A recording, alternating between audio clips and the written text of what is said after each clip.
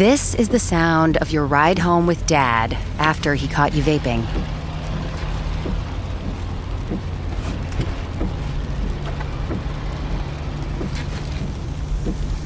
Awkward, isn't it? Most vapes contain seriously addictive levels of nicotine and disappointment. Know the real cost of vapes. Brought to you by the FDA. How would you like a 15% discount to my daily email, the stack of stuff, the show notes, discounts to the conference, all of that? All you need to do is text the word show to 33777. You'll get the annual subscription with a 15% discount to my daily email. You'll get the stack of stuff, the links to the show notes, discounts to the conference, and so much more. All you have to do is text the word show, SHOW, to 33777. Text show to 33777.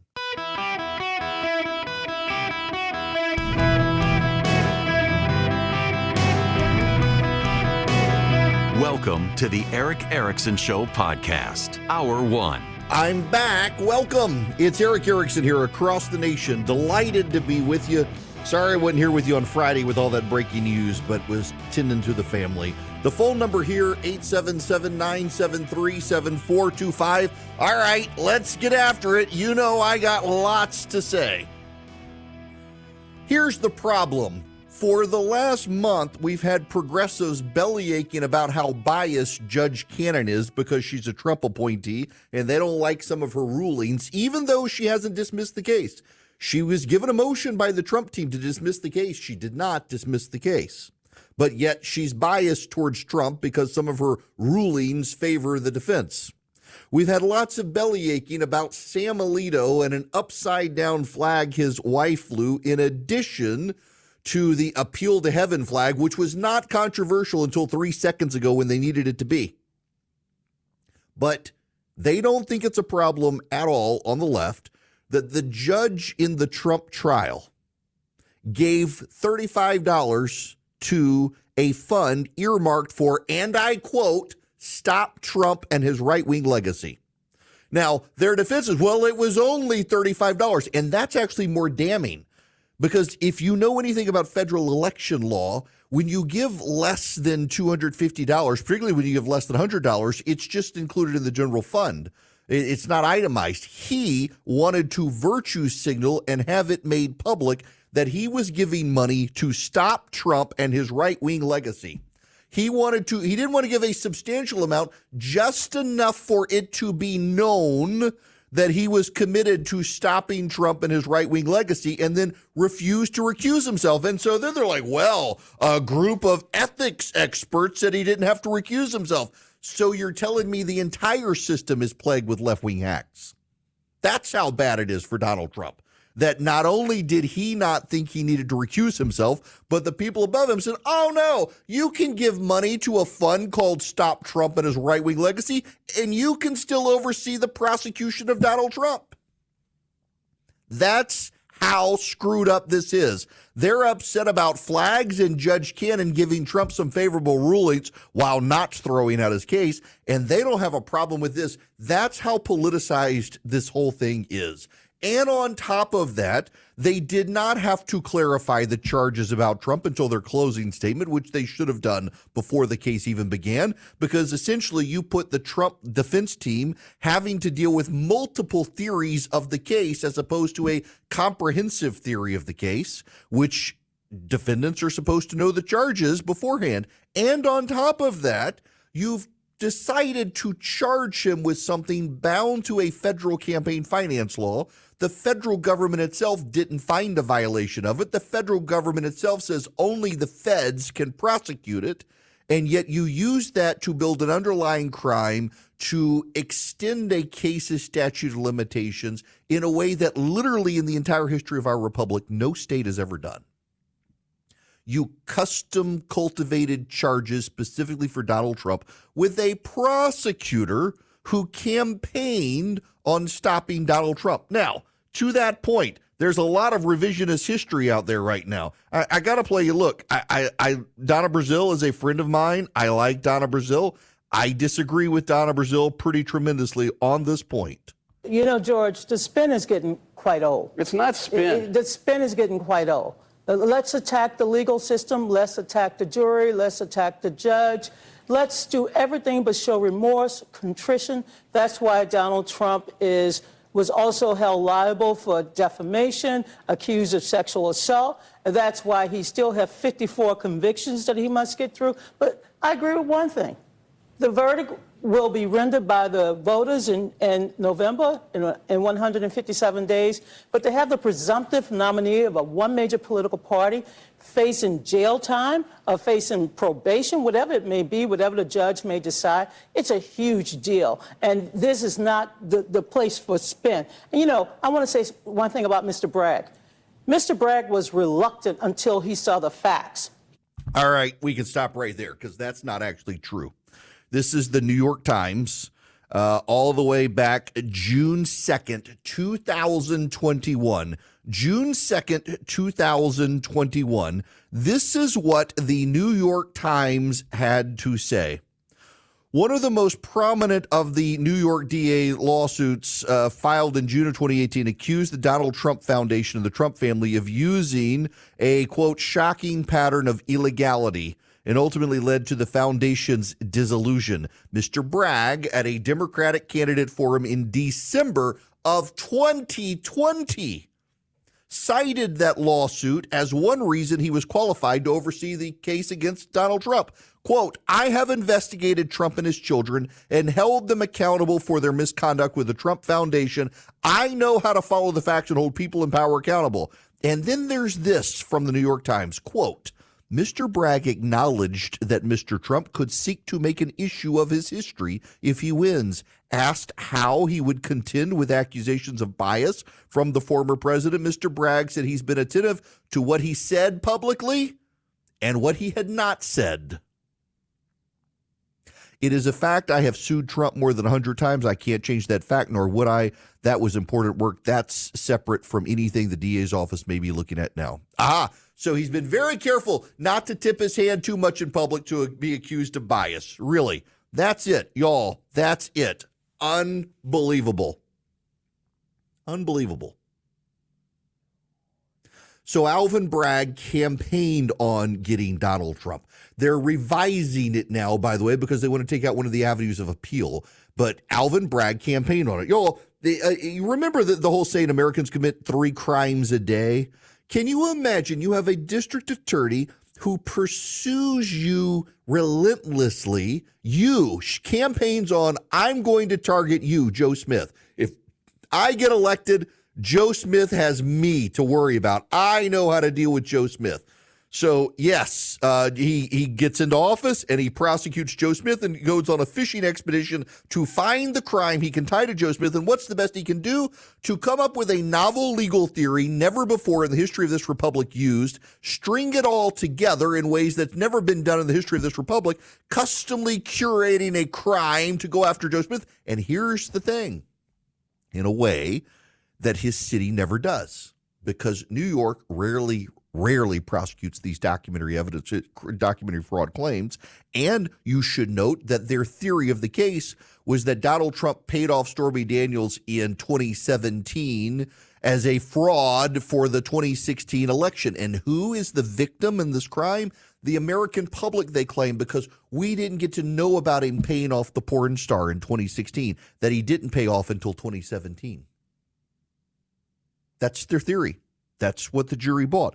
And by the way, I'm not going to blame the jury here. I know there are a lot of people who want to, and yes, it's a bunch of Manhattan progressives who did this, but there was no way they could have avoided coming to this the way the judge at the end stacked the deck. And let's get back to the judge. This is a judge who gave money to a fund earmarked for, and again, I quote, stop Trump and his right-wing legacy. For weeks, CNN, MSNBC, the New York Times, the rest of the media have given serious consideration to Sam Alito's appearance of impropriety because his wife flew an upside-down American flag that at the time was considered by the Washington Post just an act of neighborly disagreement.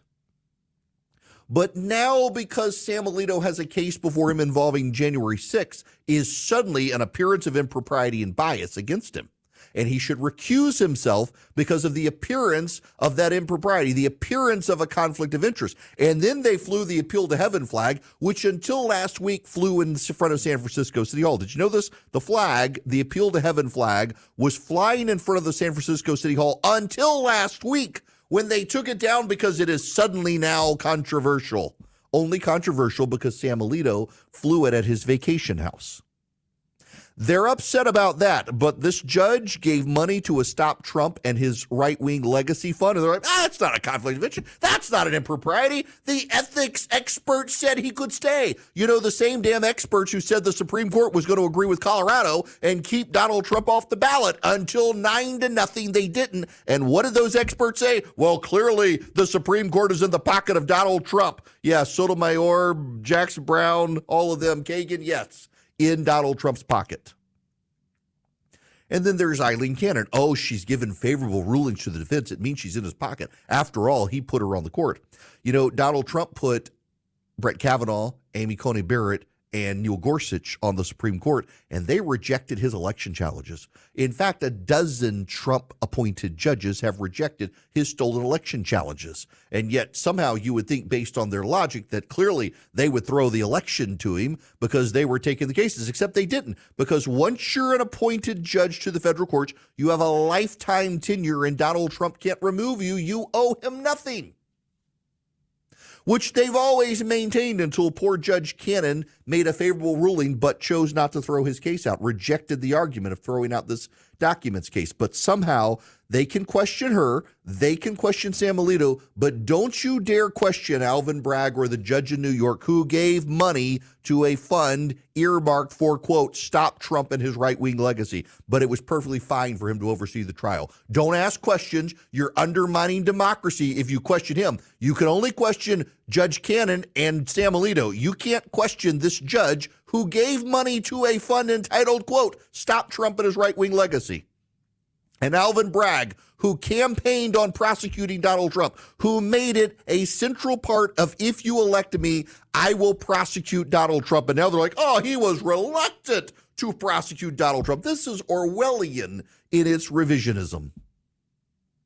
There's a way for the GOP to move forward here. And that's very simple. Point this out repeatedly. Every time, every single time you get up there, point out that the judge gave money to a Stop Trump and his right-wing legacy fund. And when they say, well, it was only $35, you say, yeah, and that's the point. He only gave them $35, but he wanted it known he was committed to stopping Trump and his right-wing legacy. You people are upset about a flag at Sam Alito's house, and you don't think this is a problem? You're biased. Here's Will Scharf from Missouri, who is on the legal defense team, talking about their next steps. On Thursday, you praised the jury. You said that they were considering the law and the evidence seriously, and you predicted a just verdict. Do you accept their decision now? No, I think when you look at the jury instructions here, Judge Merchan essentially, I wouldn't say rigged the deliberations, but certainly steered the jury towards the verdict that he clearly wanted. We're going to be challenging Judge Merchan's failure to recuse on appeal. I think it constitutes a clear due process violation.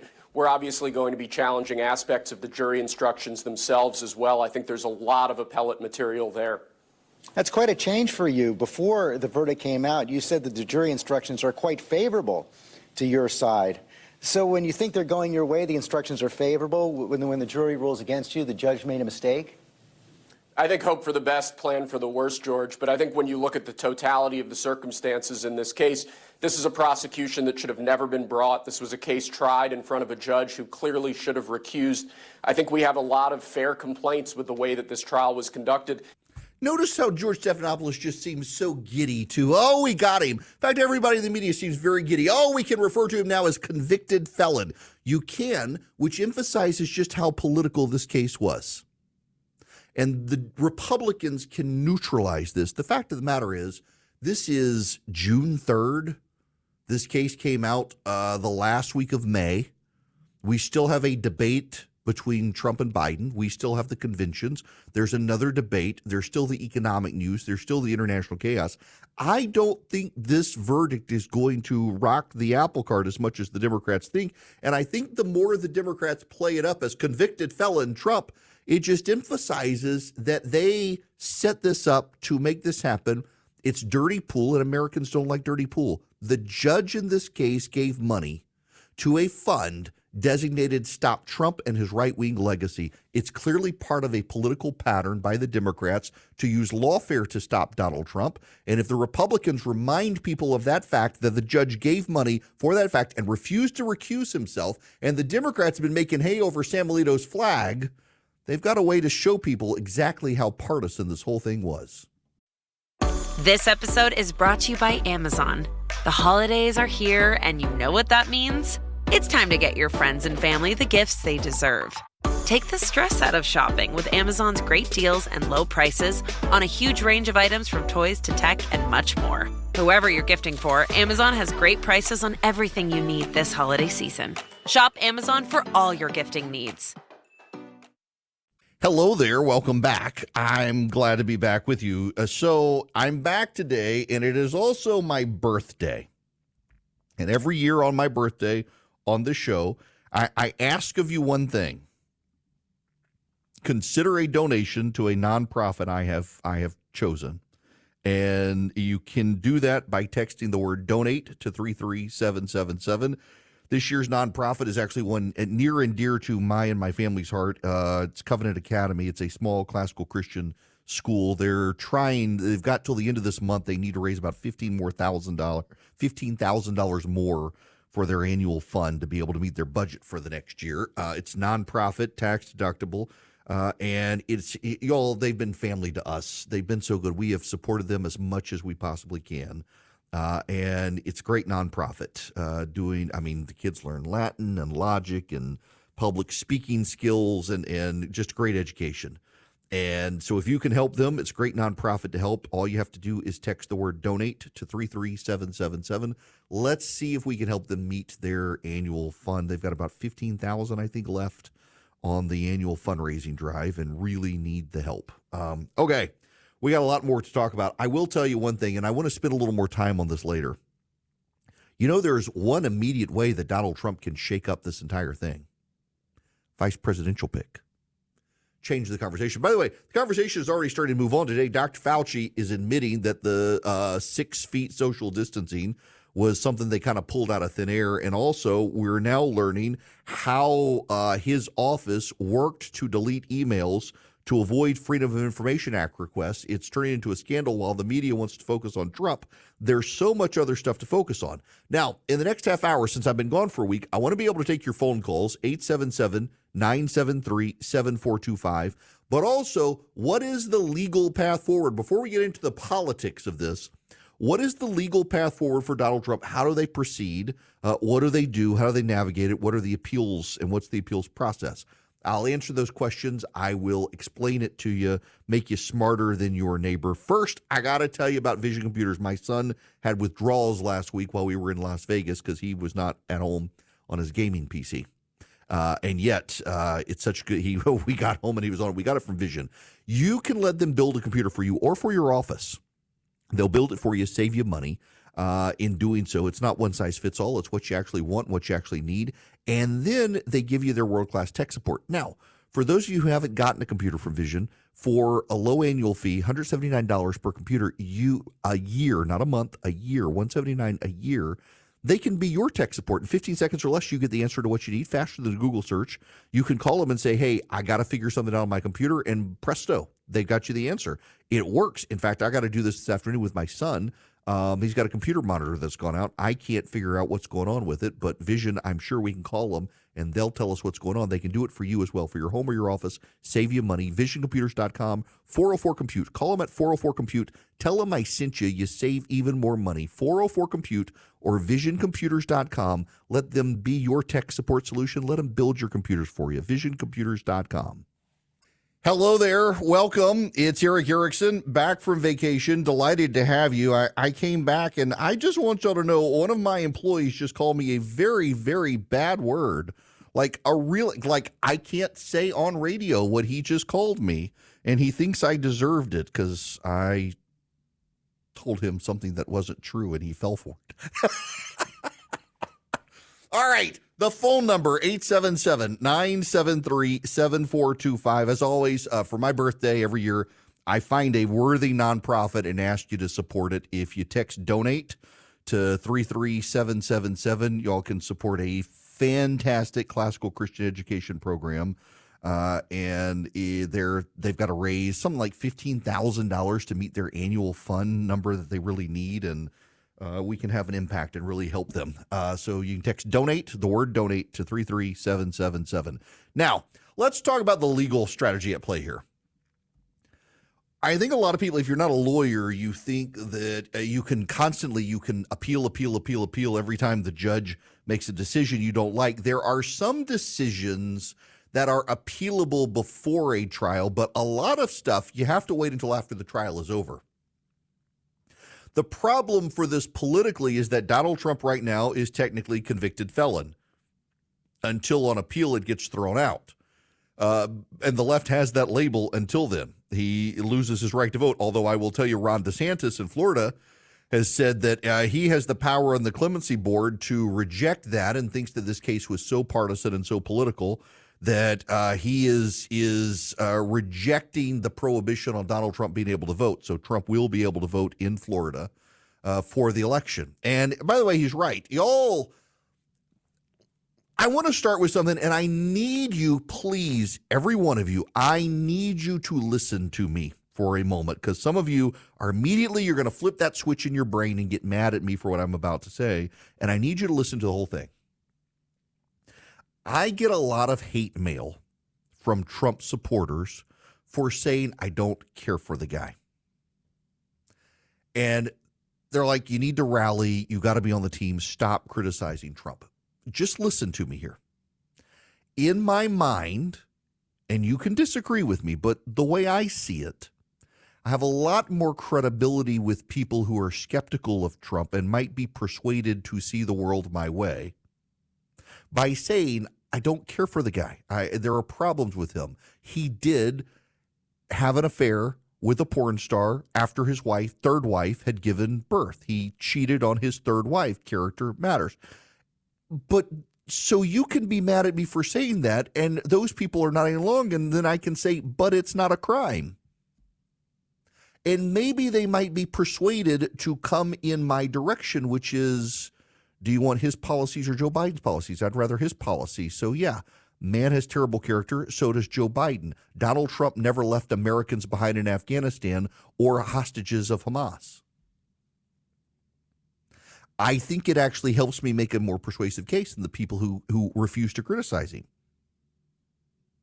And what I notice that the people who are digging in their heels the most in defense of this verdict are the people who will never say a nice thing about Donald Trump. I criticize Donald Trump when I disagree with him. There are things about Donald Trump I don't like, I'm willing to say. I am willing to point out the reason we are here is because he had sex with a porn star while married and then tried to hush her up, and your sins will find you out, and then say, but this was a political prosecution. It was nothing on the legal merits. The jury of 12 progressives from Manhattan was not going to find him not guilty when the judge stacked the deck against him, and this judge gave money to a fund specifically titled Stop Trump and His Right-Wing Legacy. That is more disqualifying than an upside-down flag flown by Mrs. Alito. That is more disqualifying than Judge Cannon happened to be appointed by Donald Trump. That is way more disqualifying. And the fact that a group of ethics panel experts told the judge he didn't need to recuse himself suggests they themselves are corrupted and tainted by these people who hate Donald Trump so much they refuse to give him the fairness of the legal system. And that presents a problem for him on appeal, but it also presents opportunities because as we have seen in New York, the New York appellate courts and the federal courts have been open to some of Trump's arguments. And he has a bifurcated track here of arguments he can make. One, the judge clearly biased against Donald Trump. You can't argue the judge is not biased against Donald Trump when the judge gives money to a Stop Trump and His Right-Wing Legacy Fund. You can't argue he's not biased. You can't argue that's not a conflict of interest. Doesn't matter what the ethics panel said. That is just clearly a problem.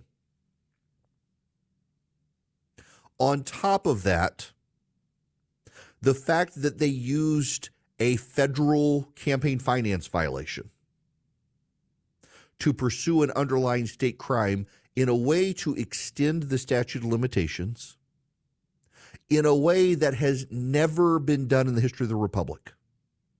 No state, not Alaska, Hawaii, Wyoming, not Delaware, the first state, not Georgia, none of them have ever used a federal campaign finance violation as a way to extend the statute of limitations of a state crime. It is a very novel approach. And the novel approach that no one has ever done this, and that John Edwards, you will recall, was found not to be culpable for paying hush money to someone under federal campaign finance violations, and the fact the federal government did not pursue Donald Trump on these issues, that suggests the state has no power to do it.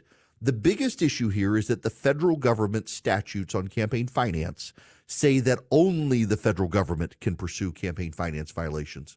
After the jury's verdict, Alvin Bragg gave a statement that this was about the federal election and the impact on voters and their lack of knowledge. If it was about the federal election, he can't prosecute it. By his own words, in the post-conviction press conference, he gave away the game.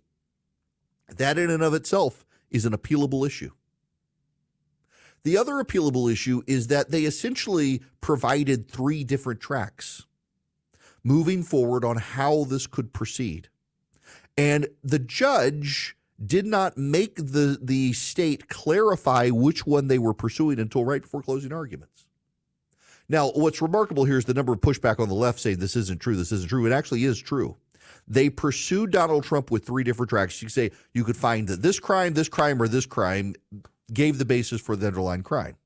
So the Supreme Court has said repeatedly you can't do that. The Supreme Court has said you have to have a comprehensive theory of your case presented before the case goes to trial. You can't do a choose-your-own-adventure to get to guilty verdict where each member of the jury gets to find their own guilty area. Now, this is where the breakdown came.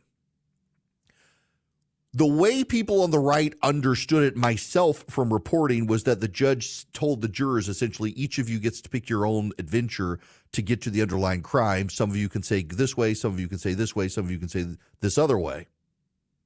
And that's not actually what happened as reported. At the end, the judge said you've actually all got to agree on the path forward, but you can run that path through one of these things. You all have to agree. That's good, except there's the problem. They ran it through the federal election. They decided, so essentially Donald Trump was charged with documentary fraud. The statute of limitations on that had passed. The only way to extend the documentary fraud statute of limitations was to tie it to an underlying felony. The felony they chose to tie it to was covering up federal campaign finance violations. That extended the statute of limitations. The problem is Donald Trump was never charged with a federal crime for campaign finance violations. Not only was Donald Trump not charged with a federal crime, nor was he convicted of a federal crime, nor did he plead guilty of a federal crime, but the federal government says only the federal government can prosecute those crimes. So what the state has done, which is so novel, custom made just for Donald Trump, was to say, we're going to say he committed this federal crime, but we're not going to prosecute him for it. We're just going to say it fit, and that's going to extend the statute of limitations. And so you don't have to find him guilty of this. We're just going to say he did it, and if you think so, then you can say documentary fraud. I don't believe that's constitutional. In fact, I believe that violates federalism for them to declare that he was guilty of this federal crime that he's never been found guilty of, to presume he met the elements of a crime that you can't prosecute in order to get an underlying crime. That's not only an appealable issue at the state level, he could appeal that into the federal court system where I think he gets a more favorable situation with an appellate review. I think if it went to the Supreme Court, they would throw it out. And, of course, what we would have is the people who were fine with Judge Merchant giving $35 to stop Trump and his right-wing legacy fund will be upset with the conflict of interest of the Supreme Court. There are many avenues for appeal here. There are many arguments. You start with the fact that Alvin Bragg campaigned on prosecuting, not a criminal, but campaigned on prosecuting Donald Trump. That's unheard of. You know, the people who got the vapors when Donald Trump's team chanted "lock her up" were very happy that Alvin Bragg was chanting "lock him up." The people who were very upset with Donald Trump suggesting he would send Hillary Clinton to jail are very much not upset with Judge Merchant giving $35 to stop Trump and his right-wing legacy fund. That's a real problem. It opens doors for appeals for Donald Trump. Those appeals will take time, however, and they won't begin until after sentencing. Now, look, I was surprised he was found guilty even with the deck stacked against him. I'm not going to preclude him going to jail. However, even the left-wing legal scholars who hate Donald Trump note that because this is such a novel case and it is so old and it is documentary fraud, and note this again, people in New York don't go to jail for documentary fraud. If they send him to jail, it's another example of how politically biased it is.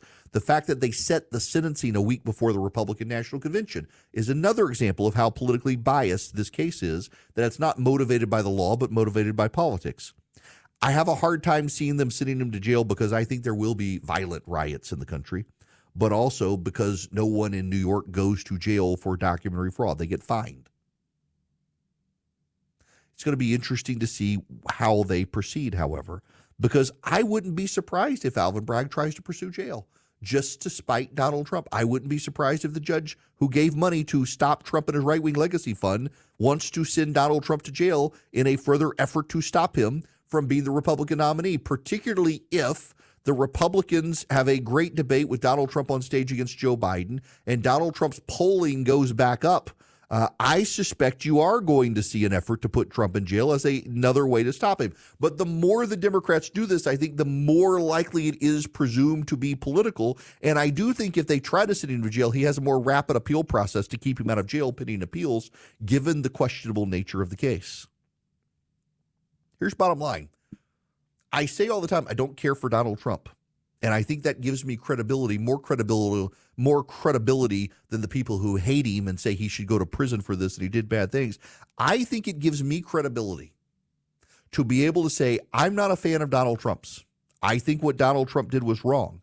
But I don't think it was a crime, and I think this is a political prosecution. And I think it's a political prosecution because the prosecutor campaigned on bringing it, and the judge gave money to a fund entitled Stop Trump and His Right-Wing Legacy. And the judge allowed the prosecutor to pursue a novel case that's never been done in the history of the Republic and didn't make the prosecutor clarify the path he chose to proceed until right before closing statements. In American jurisprudence, the defense team is allowed the full theory of the case in order to challenge it. In this case, they gave 3 different tracks that the defense had to build a case against, and only at the end did the judge say, okay, now you guys pick one. Prosecutors, pick one. I think it was bad form. I think it was dirty pool. And I think the Republicans have a legitimate grievance. And the fact that Democrats are squealing like stuck pigs when you point out the judge's political donation to stop Trump and his right-wing legacy, the fact that they're trying to, what about Judge Cannon? What about Judge Cannon? Tells you they know this is a danger. Americans don't like dirty pool. And when you put a guy with a prosecutor who campaigned on getting him before a judge who gave money to stop Trump, and guess what? He's found guilty. It makes it look extremely political, and that gives this a big appeal option. Now, I got to move on, but first I got to note, while I was gone, all the economic turmoil out there, turns out inflation's still up more than it should be. The Federal Reserve still saying they're not going to lower interest rates because we haven't met the inflation points. You got regional banks in trouble, China buying the gold. Swiss America's been sounding the alarm on all of this and the secret war on cash. With soaring interest rates, with banks teetering on collapse, Swiss America can educate you on how to protect your hard-earned assets right now. You can read their report, The Secret War on Cash, completely for free by calling or texting my name, Eric, to 800-289-2646. The all-out war on cash is spreading. It includes digital currency. You can get this report completely for free by calling or texting my name, Eric, E-R-I-C-K, to 800-289-2646. That's 800-289-2646. 800-289-2646. You can also go to SwissAmerica.com/Eric. That's SwissAmerica.com/ERICK. Message and data rates may apply. Welcome. It is Eric Erickson here. This hour of the program brought to you by First Liberty Building and Loan. If you're buying a building, building a building, you're buying a franchise, they can help you. FirstLibertyGA.com. FirstLibertyGA.com. I gotta tell you, the amount of people who suddenly want to email and say, but did he really have cheat on his third wife with Stormy? Yes, he did. He did. The fact that you can't acknowledge that is just how deep into the cult you are, people. The questioning, there's actually not a doubt at this point that Donald Trump cheated on his third wife. He cheated on his first wife. He cheated on his second wife. He cheated on his third wife. Those are just facts. I know you don't want to believe them because you'll have to question your loyalty, but that's a fact of the matter. I can't understand this. This is the same thing with the leftists who can't acknowledge that the judge giving money to stop Trump and his right-wing legacy is bad. Sometimes you can just concede the truth. The fact that you can't bring yourself to concede the truth makes you no better than the other side. So you can email me all you want, the hate mail, like, how can you say he really cheated on his wife with Stormy Daniels? It's not even in contention at this point. He cheated on his wife with a porn star. Every single person in the real world knows it, except for those of you who cite 2,000 Mules, which, by the way, is no longer going to be published because of the defamation suit against it. All right, we can move on now. I don't understand. All right, now, here we go. Dan, you're going to be up first. Welcome. Happy birthday. Let's start with that. Thank you. From a young man that lived two doors up in Dubai to watching your career go, I couldn't be prouder of you. Man, thank you. Yeah. For a boy from Mississippi, you came out quite well, as your mama would say. Well, from Tulsa, Oklahoma, I'm going to give you the Midwest perspective on this. I don't care. What I do know is that the current legislation, the current leadership, everything is looking at taking away our constitutional rights. They take away, they take away, they take away. Bill Clinton cheated on his wife. I still liked him. Donald Trump cheated on his wife. I don't necessarily like the man, but I think he was the best thing that could have happened to this nation because he shook us up. He got us out of our chairs to go, what the heck? And my concern now is, as they go after his rights, his constitutional rights, I see that they're giving asylum to 350,000 illegal immigrants. Are we buying votes? Have we sold America? And that's what I believe the current administration is doing. We allowed 10 million people to cross the border. I'm glad you make this point because I think this matters way more than any conviction that's as political as that was. For those of you who didn't hear the news, the Biden administration has dropped 350,000 asylum cases. Now, my first interpretation of that is by dropping them, they're going to send the people back. No, it's not actually what's happening. They get to stay here. They're not going to contest their asylum claims. They leaked this news while the verdict was out, so no one would pay attention to it. It's one of the things I warned about in my Substack piece. Dan, it's great to talk to you. I got to let you go there. But yes, y'all, they're dropping 350,000 asylum claims, allowing these people to stay in this country. They're not going to contest the claims, doing it overnight, and they leaked it during all the verdict stuff so no one would pay attention to it. What else got out there while everyone was focused on the verdict? We got to spend some time on that. But first, the political implications. To Dan's point, this isn't going to matter at all.